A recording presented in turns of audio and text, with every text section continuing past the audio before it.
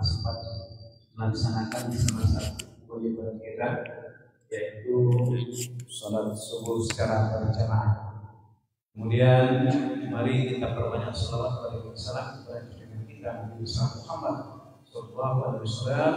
Allahumma shalli ala sayyidina Muhammad wa ala ali sayyidina Muhammad. Mudah-mudahan kita akan mendapatkan syafaat Nabi yang akhir nanti. Amin. Jemaah sekalian, subuh ini kita akan mendengarkan paparan tausiah yang akan disampaikan oleh Al-Ustaz kita, yaitu Bapak Haji Muhammad Ridwan SPDI. Nah, mari kita dengarkan apa-apa yang beliau sampaikan nanti. Mudah-mudahan akan menjadi hikmah bagi kita semua. Pada Al-Ustaz Bapak Haji Muhammad Ridwan, kami persilakan.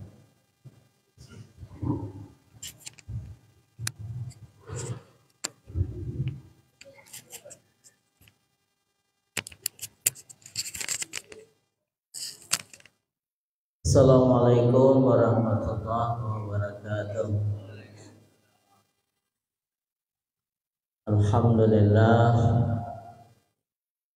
Alhamdulillahillazi arsala rasulahu bil huda wa dinil haqq liyuzhirahu 'ala dini kullihi walau karihal kafirun walau karihal musyrikun walau karihal munafiqun. Asyhadu an la ilaha illallah wahdahu la syarikalah wa asyhadu anna Muhammadan abduhu wa rasuluhu la nabiyya ba'dah. Allahumma sholli wa sallim wa barik ala Muhammad wa ala alihi wa ashabihi ajma'in, amma ba'du. Bapak-bapak, ibu-ibu, jamaah subuh yang dirahmati Allah Subhanahu wa ta'ala, puji dan syukur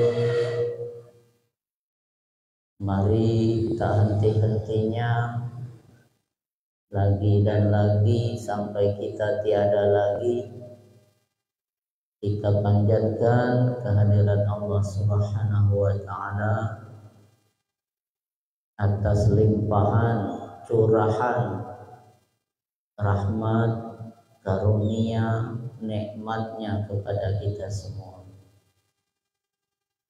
terutama akan nikmat agama. Ini nikmat yang paling besar, nikmat agama, nikmat iman dan nikmat Islam. Makanya Nabi pernah bersabda, ibu-ibu bapak, kalau ada orang yang diberi nikmat agama, dia ini diberi taufik rajin sholat, rajin ngaji, rajin zikir, rajin puasa, tapi dia masih iri melihat orang yang diberi nikmat harta. Misalnya, Pak, ini kita nih lah rajin ke masjid, rajin ngaji, rajin zikir, tapi masih iri nginak di mukaya, nginak pejabat, satu malak, rumah besar. Itu sama saja dengan kita menghina Allah. Aku ulangi, ibu bapak, dan sambil kita membayangkan, kita ini sudah dikasih nikmat agama kan, rajin sholat, rajin ngaji, rajin zikir, rajin puasa, pokoknya ibadah mantap. Tapi kita ini masih iri melihat orang kaya, masih iri melihat pejabat-pejabat. Itu kata Nabi sama saja dengan kita menghina Allah. Ibaratnya, Pak, kita ini diinjak tanji 1 miliar, masih iri ngina aja mengecak tanji 1000. Berarti kan apa ngecak dia, Pak? Lah dapat tanji 1 miliar, ngina cuma megang tanji 1000, masih iri. Masih ada perasaan Alak lemah jemot ngecat aja 1.000. Sementara di paket tahun ada 1 miliar. Begitu juga Pak, ibaratnya kita lah diajak nikmat sholat, nikmat zikir, nikmat ngaji, nikmat puasa, masih iri dengan jemu punya nikmat yang kecil. Ini berarti meremehkan Allah. Maka insya Allah ya, kita syukuri nikmat agama ini. Kita syukur bisa sholat berjamaah di masjid, syukur bisa tadi berzikir, syukur kita bisa berdoa, syukur kita diberi nikmat agama. Jangan sekali-kali iri, dengki dengan orang yang diberi nikmat selain nikmat agama. Sholawat dan salam kita haturkan juga kepada junjungan kita Nabi besar Muhammad sallallahu alaihi wasallam. Allahumma sholli ala Muhammad wa ala ali Muhammad. Nabi kita ini ibu-ibu bapak uswah, karena beliau ini memang sudah dijaga oleh Allah dari lahirnya Nabi itu sampai meninggalnya, dijaga oleh Allah. Wa ma yantiqu 'anil hawa in huwa illa wahyu yuha. Semua tingkah laku Nabi, semua gerak-gerik, semua percakapan Nabi, semua perkataan Nabi itu semuanya berdasarkan wahyu dari Allah Subhanahu wa taala. Jadi tidak mungkin Pak ada perkataan Nabi yang tidak relevan lagi, itu tidak mungkin. Perkataan Nabi ini tidak berlaku lagi, tidak mungkin, karena itu wahyu. Masa ada wahyu tidak berlaku lagi? Kadang-kadang maaf ya, kita hari ini keceplosan istilahnya. Oh itu tidak relevan lagi zaman sekarang. Oh itu tidak bisa lagi diterapkan sekarang. Jangan. Kalaupun kita belum bisa, istighfar. Astagfirullah, saya belum bisa. Bukan malah mengatakan tidak berlaku lagi. Emang siapa kita mengatakan wahyu tidak berlaku lagi? Kalaupun belum bisa, istighfar. Astagfirullah, ya Allah, saya belum bisa mengamalkan. Tapi jangan sekali-kali mengatakan sunnah Nabi atau sesuatu yang diperbuat Nabi itu sudah tidak berlaku lagi. Jadi kita mau Pak menjadikan hobi Nabi menjadi hobi kita juga, kesukaan Nabi menjadi kesukaan kita. Nabi pernah ditanya, ya Rasulullah, apa hobi kau? Kan semua manusia ini Pak punya hobi. Apa hobimu ya Rasulullah? Kata Nabi, hobi saya sholat. Hobi Nabi itu sholat. Tapi saya ini masih hobi mancing, istighfar. Jangan, oh itu tidak berlaku lagi. Jangan. Silakan Bapak punya hobi mancing.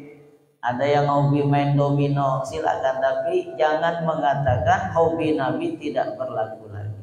Istighfar saja, astagfirullah, hobi saya belum sama dengan hobi Nabi.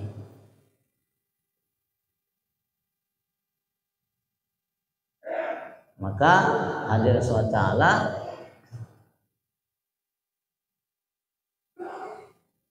kecintaan kita kepada Nabi harus lebih tinggi dari kecintaan kita kepada manusia-manusia yang lain.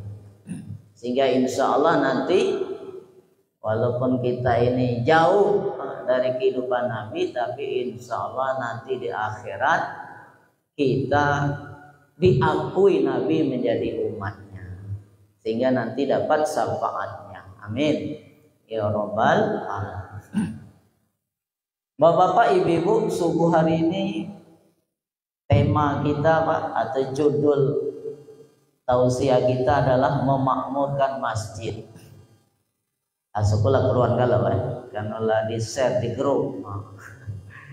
Tema kita memakmurkan masjid.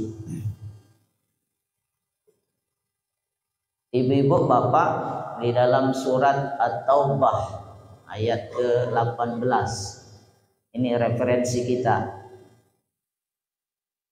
Jadi yang nyuruh memakmurkan masjid ini Allah, bukan Pak Ustadz, bukan pemerintah, bukan siapa-siapa. Langsung perintah Allah.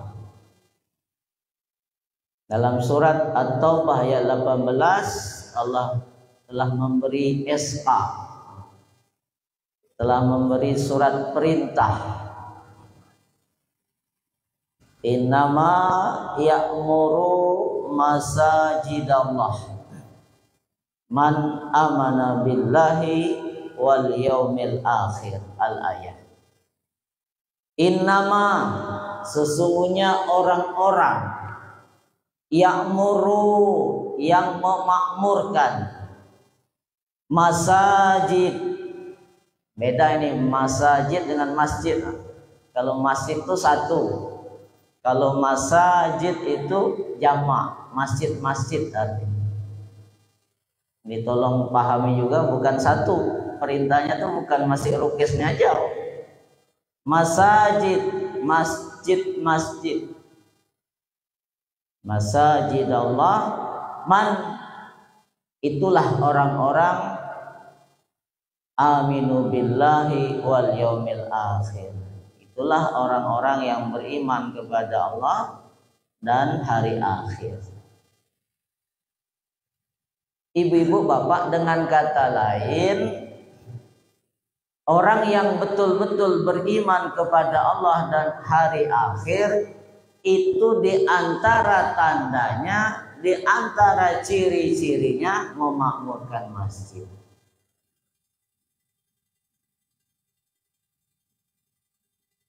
Jadi melihat orang beriman itu, Bu, bapak, salah satu tandanya kalau jemaah itu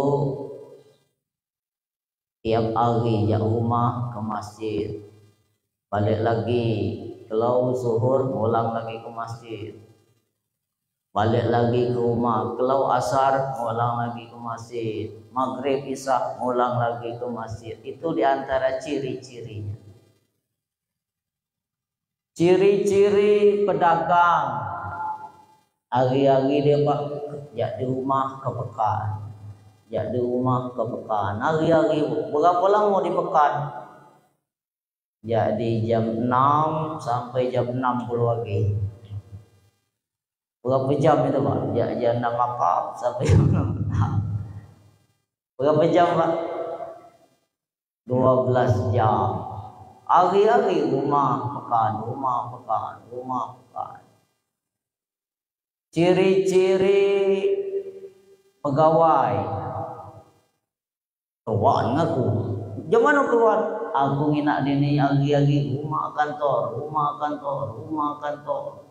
Pergi 7:30, balik 5:30. Berapa jam? Pergi 7:30. Ini lah dah 7:30 dari pergi aku lah jam 9. Yang normal ini ya, ada pula yang nyeleneh kan, pergi jam 10 balik jam 11 ada. Tapi yang normalnya 7:30 balik 5:30. Berapa jam? 9 jam. Hari-hari. Ada juga petani. Yang mana keruan dia tuh petani? Ya aku ngina hari-hari ini jak rumah ke kebun, rumah kebun, rumah kebun. Tiap hari itu tuh. Jak jam berapa kau mana? Biasa ke kebun. Ya jam 8 lah, balik jam 5 petang. Hebat-hebat Bu kalau profesi-profesi yang lain. Giliran ada jemau Pak pergi ke masjid, jadi subuh nido balik-balik sampai zuhur, dikicek ke stres. Lah stres Pak Haji itu ngapa nido balik-balik aja masjid. Aku nginak subuh tadi lah di masjid, zuhur masih di masjid. Berarti stres Pak Haji. Empai jadi subuh ke zuhur Pak. Lah dikicek ke stres Pak Haji. Jangan ya, namun sampai itu malam 3 hari. Nah, ilah teroris itu. Lah aliran sesat. Mbak kini Pak, ada petani modern, katanya petani modern. Enggaknya lagi balik ke rumah dia, membuatnya nanjung di kebun, membuat ruke, rumah kebun. Nah, ada lagi Pak, mbak gini pedagang modern, enggak lagi dia balik ke rumah, nanggung itu rumah toko, dia buka ruko, dia buat ruko, rumah toko. Tuh Pak modern itu, petani pedagang modern. Dia lagi mondar-mandir, buat nian rumah di situ. Ini orang Islam yang modern. Enggak lagi ke masjid, bukan gua bukan enggak ke masjid, ya enggak lagi ke masjid. Karena katanya masjid itu untuk orang-orang miskin saja. Untuk kaum rendahan saja. Kalau orang modern Pak, moderat, orang yang hebat tuh tidak ke masjid lagi. Padahal sekali lagi tanda ciri orang beriman kepada Allah dan hari akhir itu jelas, memakmurkan masjid. Jadi tolong Pak, pemikiran moderat yang kata orang masjid itu tempatnya orang-orang rendahan, biarlah kita dikatakan orang rendahan. Yang penting bagi Allah kita kekasih-kekasihnya. Ibu-ibu, bapak, kenapa barometernya masjid ini kenapa? Kenapa orang beriman itu harus memakmurkan masjid? Ibu-ibu, bapak-bapak, karena masjid ini hakikatnya, habitatnya orang beriman. Kami ulangi, masjid ini hakikatnya, habitatnya orang beriman. Tahu tidak habitat ibu-ibu? Habitat itu Pak, tempat kesenangan, tempat kebahagiaan, tempat kejayaan, tempat kesukaan, tempat enjoy lah kalau maksud sekarang. Tempat enjoy. Kalau lah di situ senang. Habitat ibu-ibu bapak. Habitatnya ikan di mana Bu? Bapak-bapak, habitatnya ikan itu di air. Kalau dia dalam air enjoy itu Pak, senang. Coba kalau dia pindah jadi air, apa jangan kedai gayek kan, apa pindah kedai ke Belangau. Kira-kira Pak, ibu nopo sayang dia baca engkau aja ikan, mau dia baca engkau, oh itu loh. Makanya Pak Nabi pernah bersabda ibu-ibu, ini sabda Nabi, masjid bagi orang beriman itu seperti air bagi ikan. Aku ulangi, masjid bagi orang beriman seperti air bagi ikan. Nah, tolong Pak gunakan ininya. Gimana pentingnya air bagi ikan? Begitulah pentingnya masjid bagi orang beriman. Makanya Pak Nabi waktu pindah dari Mekah ke Madinah, karena Nabi paham yang paling penting bagi orang beriman itu masjid, Nabi duluan bikin masjid. Padahal Madinah tuh gersang. Nabi ini tuh membuat irigasi kudai. Laut lah irigasi. Masjid. Nabi belum buat puskesmas, Pak. Oh ini banyak yang bidapan di dusun nih. Kita buat puskesmas. Tidak, Nabi buat masjid.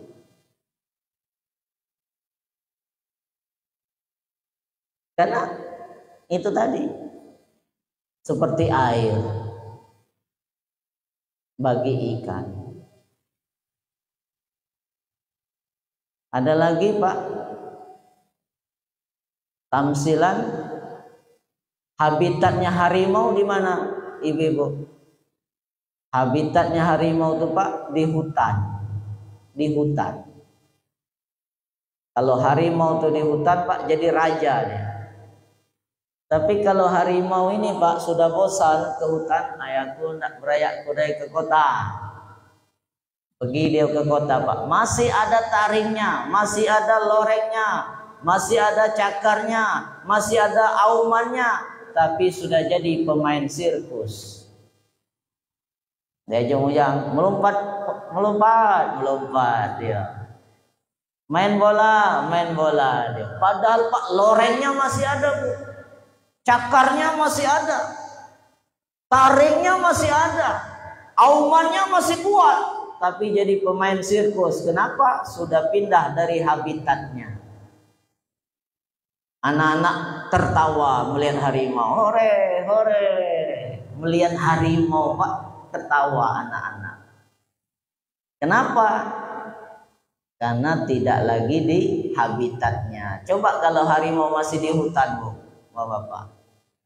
Jangankan anak-anak, yang udah punya anak saya belum lihat wujudnya.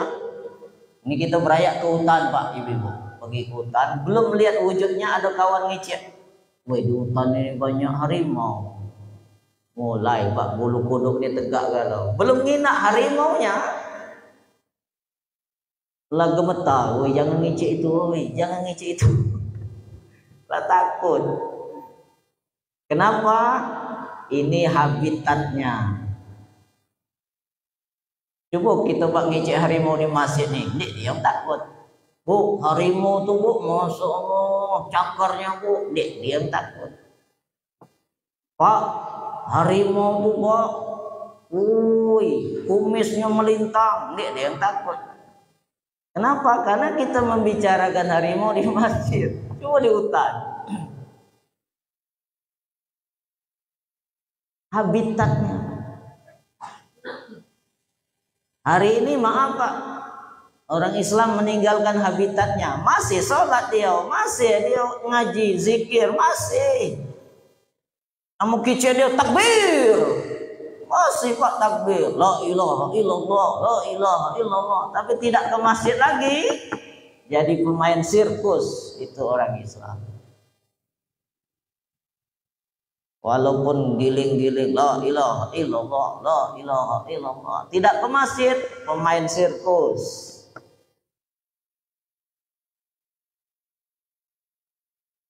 Walaupun haji lah 3 kali, tiap tahun umroh, tidak ke masjid, pemain sirkus.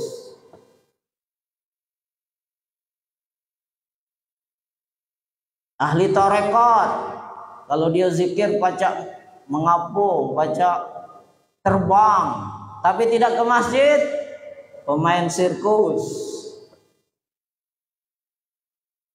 Juara MTQ, tingkat nasional, tingkat internasional, tidak ke masjid.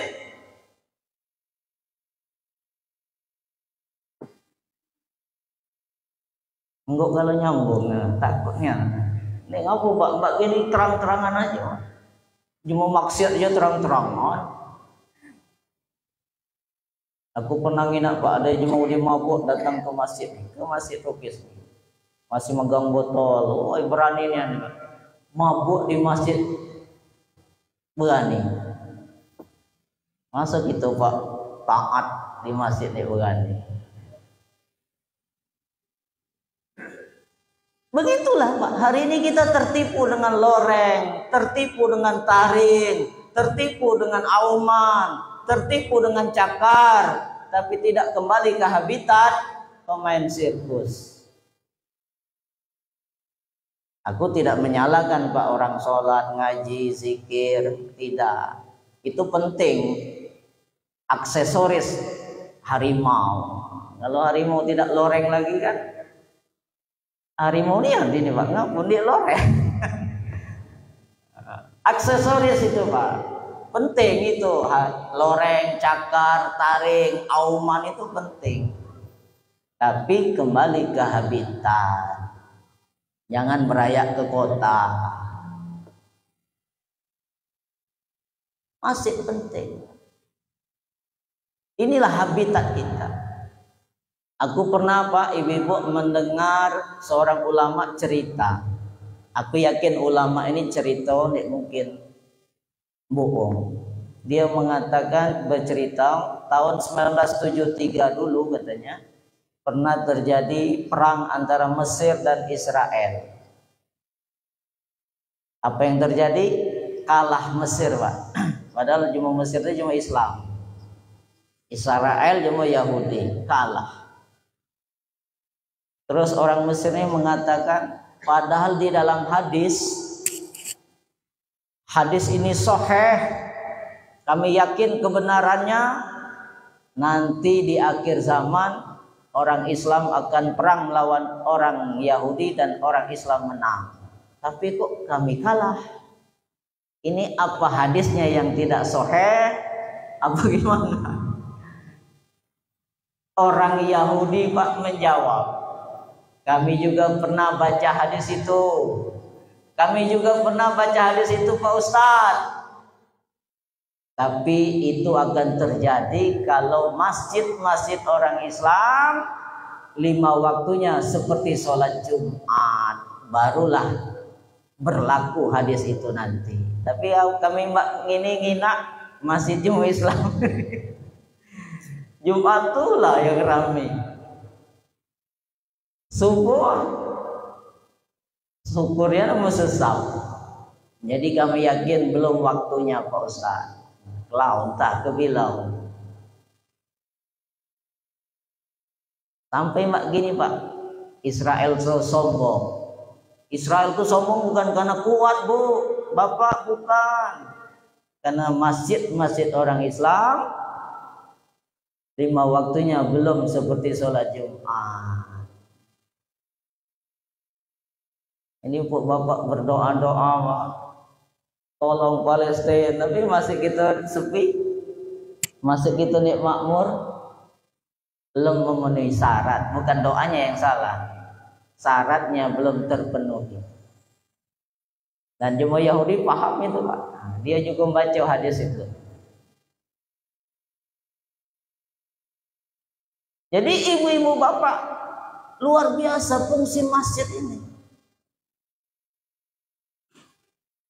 Jangan dianggap remeh. Bahkan ada ulama berfatwa, tolong simaknya ini, jangan ada yang salah paham. Ulama berfatwa, ada ulama yang berfatwa, lebih berbahaya di satu kampung tidak ada masjidnya daripada tidak ada orang yang sholat.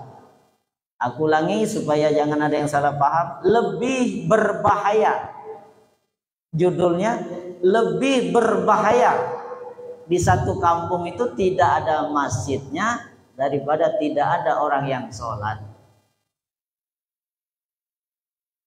Orang tidak sholat itu bahaya Pak, ibu-ibu, bahaya. Tapi tidak ada masjid di dusun lebih bahaya lagi. Itu pergi Pak misalnya ke Bengkulu, ayahku sholat zuhur dulu. Pas waktu sholat zuhur, sehingga aku udah di dusun itulah, di mana pada waktu sholat zuhur. Sampai waktu sholat zuhur di dusun itu dia masjid. Ya kemana masjid nih? Apa perasaan kita Pak? Apa pikiran kita Pak? Kalau kafir kalau cuma dusun. Kalau kafir kalau cuma dusun, ya dia masjid. Masjid itu lambangnya Islam. Lambangnya Islam.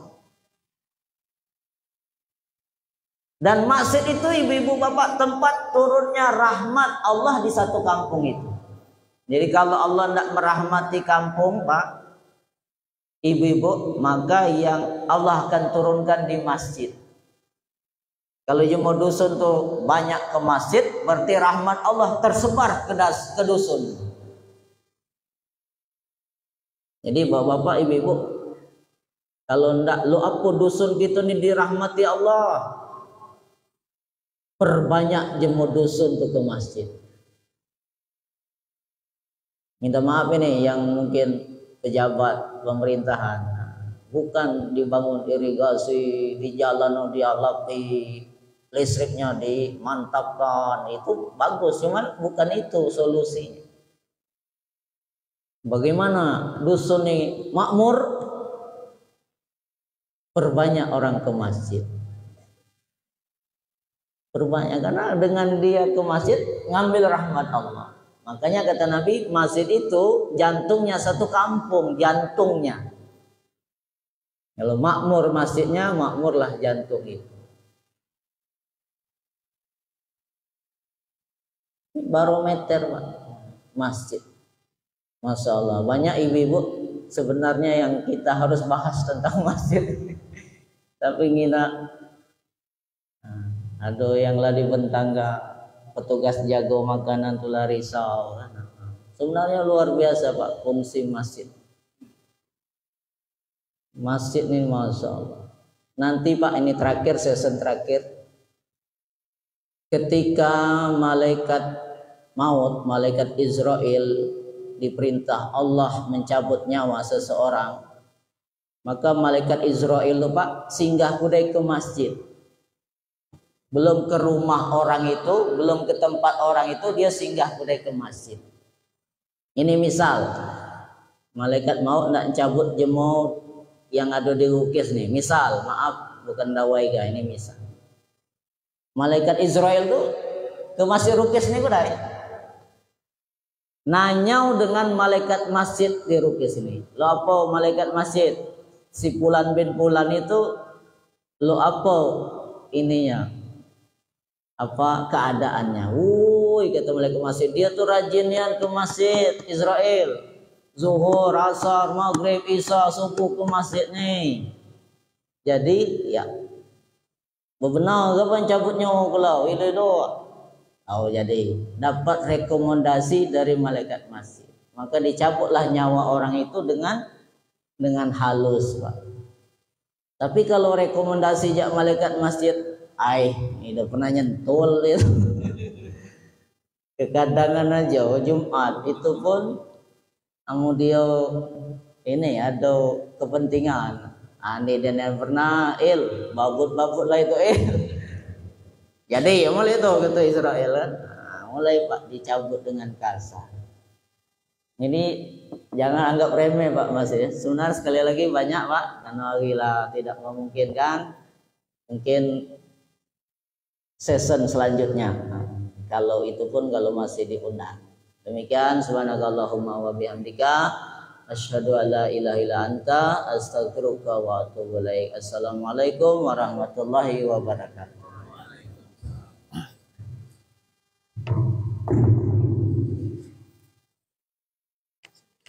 Assalamualaikum. Insyaallah. Demikianlah proses kita semua. Sebelum kita sapa, kita sapa dulu.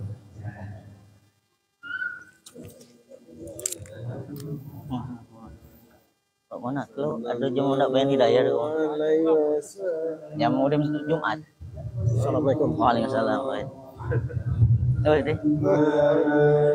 Sallallahu alaihi sallallahu ala Muhammad sallallahu alaihi wasallam sallallahu ala Muhammad sallallahu alaihi wasallam. Lagi kan Pak Jenggot. Sallallahu alaihi wasallam. Oi.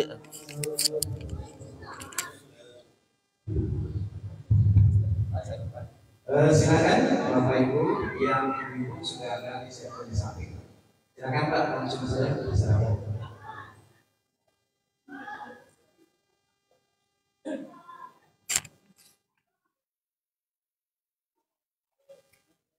Mm-mm.